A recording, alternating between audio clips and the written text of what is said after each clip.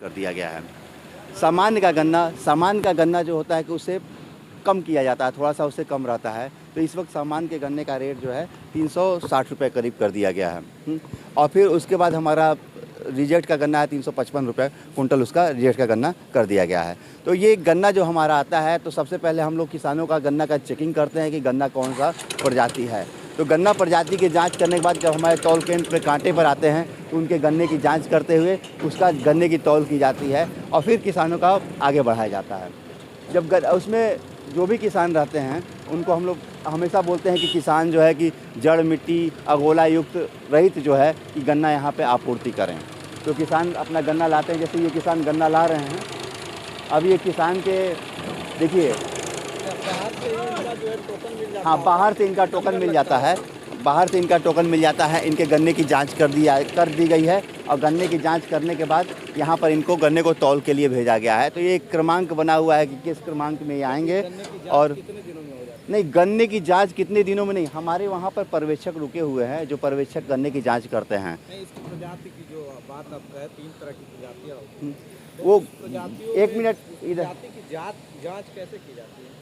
गन्ने की प्रजाति की जात वहाँ जो हमारे गन्ना पर्यवेक्षक रहते हैं वो प्रजाति देखते ही पहचान में आ जाती है कि ये कौन सी प्रजाति है। अच्छा, किसी लैब में नहीं भेजा? किसी लैब में अगर किसी किसान का विवाद होता है कि गन्ना उसका ख़राब है या कोई अंतर आ रहा है, वो कहते हैं कि हमारी अर्ली की प्रजाति है, जनरल की प्रजाति है, तो उसके आधार पे हम लोग गन्ने की जांच करते हैं। अगर कहीं संदेहास्पद स्थिति आती है तो, क्योंकि हमारे पर्यवेक्षक जो रहते हैं वो ट्रेन रहते हैं, वो जान जाते हैं कि अर्ली का गन्ना है कि जनरल का गन्ना है। ये देखिए यहाँ जनरल का गन्ना यहाँ पर लाए हुए हैं, इससे हम लोग जान जाते हैं कि अर्ली का गन्ना है, जनरल का गन्ना। गन्ने की पहचान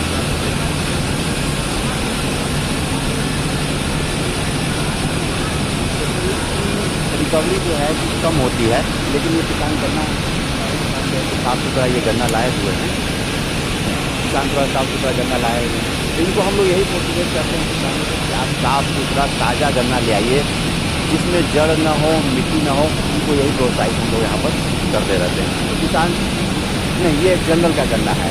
किसान जो है कि पहले थोड़ा सा यहाँ पे ये थी, लेकिन अब के किसान गन्ना अपना साफ़ सुथरा लाने का पूरा प्रयास कर रहे हैं। क्योंकि ये देवारा क्षेत्र पड़ता है और हमेशा बाढ़ आती रहती है, तो यहाँ पर किसानों को जब भी गन्ना रहता है उनमें जड़ मिट्टी थोड़ी सी ज़्यादा आ जाती है। लेकिन इस साल इस तरीके की संभावना नहीं। कुछ है क्या कि कुछ एरिया चिन्हित किए गए हैं, उसी एरिया के गन्ने खरीदे जाएंगे? जैसे कि हर मिल का एक दायरा होता है कि किस दायरे के अंतर्गत मिल किया जाता है। अब हम इस घोसी चीनी मिल को हमारे मऊ जनपद के सारे जितने भी क्रय के क्षेत्र आता है, सारा का सारा गन्ना हम लोग मिलता है। इसी प्रकार रसड़ा जो क्षेत्र है, रसड़ा चीनी मिल जो बंद हो चुकी है, वहाँ के भी गन्ने को हम लोग लेते हैं। तो एक क्षेत्र निर्धारित कर दिया गया है कि निकटवर्ती जगह पे जो भी गन्ना है उनको हम लोग ले लेते हैं।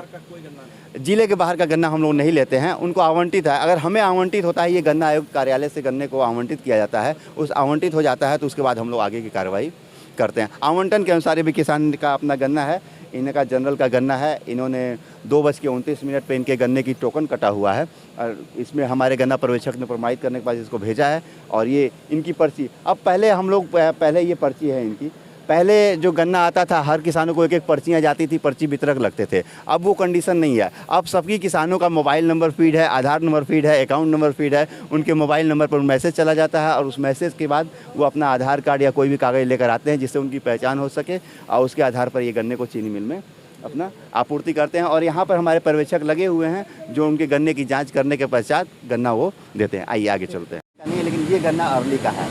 देखिए इस गन्ने के पोर कितना बढ़िया है और इसमें काफ़ी रस निकलेगा। इसमें जो रिकवरी है चीनी पड़ता वो ज़्यादा अच्छा रहेगा। तो ये चीज़ें हैं, ये अर्ली का गन्ना है, इसमें और मिक्स भी किया हुआ है। तो हमारा अर्ली और जनरल दोनों मिक्स है, लेकिन ये अर्ली का गन्ना है, बहुत अच्छी रिकवरी आएगी इसमें। अगर हम अच्छे से पेराई करें तो इसमें 10% तक रिकवरी आ जाए। अब गन्ने का कट टू क्रश, अगर गन्ना हमारा तुरंत ताज़ा रहेगा, जैसे ये गन्ना आपको ताज़ा यहाँ से दिखाई दे रहा है, ये गन्ने का बता रहा है कि ये गन्ना ताज़ा है। अगर गन्ना ताज़ा रहेगा तो उसमें चीनी पड़ता ज़्यादा पाई जाएगी। अगर गन्ना बासी रहेगा, 10 दिन पुराना रहेगा, 15 दिन पुराना, वैसे वैसे चीनी पड़ता हमारी कम हो जाएगी। हमारी प्रयास ये रहता है कट टू क्रश, गन्ना काटा और किसान चीनी मिल में आपूर्ति करे। जैसे हम लोग 72 घंटे का टाइम देते हैं गन्ना काटने के बाद कि 72 घंटा आप मिल गया, 72 घंटे के अंदर आप गन्ना लाइए। लेकिन ये छोटी जोत का है, छोटा क्षेत्र है, सभी के पास संसाधन नहीं है, तो किसानों को टाइम लगता है। तो हम लोग उनको 2-3 दिन पहले पर्चियाँ देकर कहते हैं कि आप गन्ना जो है कि टाइम पर लाइए। तो किसान देखिए ये गन्ना जो है कि बढ़िया साफ सुथरा करके गन्ना लाए हैं। इनको सही टाइम पे अगर गन्ना ले आते हैं तो चीनी की परता जो रिकवरी अच्छी पड़ेगी। अगर सही टाइम पे गन्ना ले आएंगे रिकवरी। अब गन्ना 15 दिन 20 दिन 25 दिन पुराना लाएंगे तो जो उसमें सुक्रोज होता है वो ग्लूकोज और फ्रुक्टोज में कन्वर्ट हो जाता है। तो ग्लूकोज और फ्रुक्टोज में कन्वर्ट हो जाएगा तो हमको चीनी नहीं मिलेगी, उससे हमें सीरा मिलेगा। ये चीज़ें हमें चीनी बनाना है तो हमें चीनी के लिए अच्छा गुणवत्ता वाला गन्ना चाहिए, ताज़ा।